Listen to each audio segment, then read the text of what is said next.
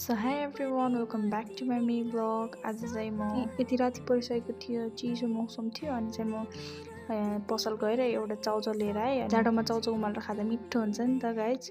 So अनि चाहिँ म एउटा चाउचाउ बसाल्न थालेँ। अनि मैले चाहिँ थोरै साग पनि यसमा मिक्स गरेँ, एकदम मिठो हुन्छ चाउमा साग हालेर खाँदा। अनि चाहिँ मैले यता सबै मसलाहरू फोरेर सबै हालेँ अनि मजासँग घोलेँ। अनि साथीहरू, यो चाउचाउसँग हजुरहरूले के मिक्स गरेर खानुहुन्छ? यो चाउचाउसँग यो थोरै मासुहरू अनि प्याजहरू भुटेर खाँदा एकदम मिठो लाग्छ।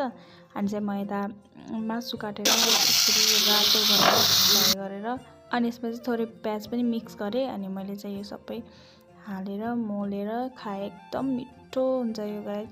यो जाडो मौसममा ठिक्क तातो चाउचाउ एकदम मिठो। अनि यता चाहिँ मेरो चाउचाउ पनि रेडी भइसक्यो। अनि म चाहिँ खान थालेँ। सो मैले चाहिँ योभन्दा अगाडि पनि धेरै मिनी ब्लगहरू हालेको छु। सो गएर चेक गरेर लाइक कमेन्ट गरिदिनु होला। अनि म चाहिँ आज फेरि पकौडा पनि बनाउन थालेँ। अनि आजको लागि यति नै। Thanks for watching.